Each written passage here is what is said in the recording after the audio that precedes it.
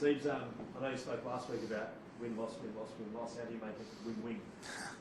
Yeah, well, I think it's such a tight competition, very even, and so you need to be somewhere near your best every single week. So, yeah, we obviously performed really strongly on Saturday night against the Broncos. And it's been three really good wins out of the last 5 weeks. So we feel like we started the year. I think we won 3 from our first 4. Now we won sort of 3 from our last 5. So we sort of banked some blocks of the season so far where we've been reasonably consistent. But there's been that sort of inconsistent middle there where we were a little bit off our game. But yeah, it's tough comp, so we've just got to keep staying the course, prepare well, and we'll expect the Knights to be at their best on Thursday night. Do you expect the Knights to be desperate? Just given they've lost 4 straight in Newcastle. I know you spoke about your record earlier in the year and then coming off a couple of losses. Yeah, well, they're really, they're a strong side. They've been in the finals consistently over recent years since Adam has taken over the club. I think maybe 4 of the last 5 seasons they've made it. So they've been consistent. You talk about consistency. They've made the finals consistently over the recent period of time. They've got some really talented players. Obviously, Kalen back at fullback, Sharp in the halves. He's a very good player. Really good player. Phoenix Crossley's a test player now. Frizzell's got a wealth of experience. So they've got a really strong side there, and we've prepared well on a short turnaround, and we expect them to be at their best, and the opportunity for us is to be somewhere near our best as well. What do you think be captain's response? Since that origin, obviously a lot of noise around him and his future in the Queensland game, but for you and the Eagles, what have you got to do on the weekend? What have you made of that? I thought he was outstanding. We gave him some time off after the Origin. He didn't train, from Wednesday night through to the Saturday's game, and we made a decision on game day. Ches was in getting a massage, on game day morning, and he wanted to play. I think what it does too is shows how much he cares about his team and his teammates. And I thought his performance was outstanding. I think his kicking game was world class. So yeah, he was outstanding, and I think he's been a great servant for our club and for Queensland for a long time. So he showed a lot of class on Saturday night. That suggestion that he's done at Origin level, does that seem crazy to you? Look, I haven't seen a lot of the commentary, I've got to say.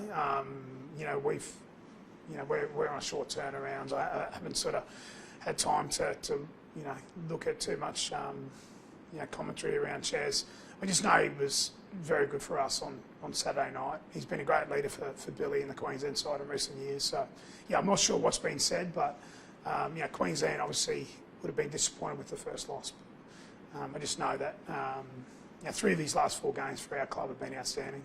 Just back to being consistent, it's important to get a bit of a roll on, whether it be for confidence, whether it's to break clear of that middle pack of teams that are scrapping for those bottom. Yeah, well, there's a lot of teams in and around our position. I think maybe team 5 all the way through to, I don't know, maybe 14, 15, 16.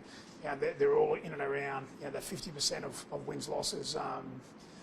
And so it shows a real evenness to the competition. I really think that the NRL is one of the most physically and immensely demanding competitions in the world because of the evenness of it. And then there's a bit of chaos thrown in with the scheduling and so on. So we just want to continue to build on the really good parts of our game and try and grow the areas that we need to improve in. So it's a work in progress like a lot of teams, but we felt like we were somewhere near our best on Saturday night, and that's the opportunity again this week. Jake's a big in. Yeah. He's been all good this week. Yeah. We haven't done a lot of training this week, due to the 5-day turnaround. We've got to travel today, so we'll do a session before we jump on the bus today. Jake's done some extras in his own time over the last couple of weeks, but he's been given the tick off to play. We wanted to give him that extra week break after his last concussion. So he's been in really good shape the last sort of 7, 8, 9 days, and he's a big in for us. Look, he's a great leader for us, and we're really looking forward to having him back. The decision around Tom, was that just not enough time to get over the injury that he's doing? Yeah, it's touch and go. Like, he's running again today. He ran sort of Saturday, Monday, and then he'll run again today. If it was a Sunday game, then we probably would have Turbo, but being a Thursday night game, it's probably just a little bit too soon. So we're obviously going to be a little bit conservative with Turbo, and so he'll run again today. And we'll just aim towards the Gold Coast game, which is Friday week. The story came out last night. You're aware of it about Manly on into lockdown. The Turbos, Jake and Tom beyond the end of next year. Is that important for the club to get that done as soon as possible, so there's enough noise about their future and where they're going to go? Yeah, they're both really passionate about the club. They both want to stay at the club. The club, we want to keep them. They're highly influential in the locker room. They're highly influential people in the community, and so like Peter Jennell and Tony Mestroff have met with their agent, and so I think they're Manly through and through, and we'd love to keep them, and we feel like they're really keen to stay. And I think it's even post-footy as well. You want to keep the Trbojevics around the club in some capacity after they finish playing in a few years' time as well. So it's it'd be great to sort of lock them down at some stage. So just with Tom out, the eye must be happy that you've got that sort of quality back up as well. I think that's the biggest area that we've grown. I think typically when Turbo hasn't played, there hasn't been a lot of positive results. I think the growth over the last sort of 18 months is, we've had some really good wins when Turbo hasn't been involved. We're a much better side when Turbo's in our team. There's no doubt about that. He's an elite player, one of the very best in the game. And, we always miss him. But, Lehi's grown enormously. I just think back 18 months ago, he came on a six-week trainer trial before Christmas at the end of 2023. And we haven't not seen him since. He's just been so good at everything we've thrown at him, physically, mentally, position-wise. So, he's done a hell of a job, Lehi, and it's great to see him playing with confidence. And he's a really good, he's really diligent around his preparation and so on. He's a good trainer, he's a humble guy. So if he's, continuing to work hard like he's the moment, he'll get the rewards.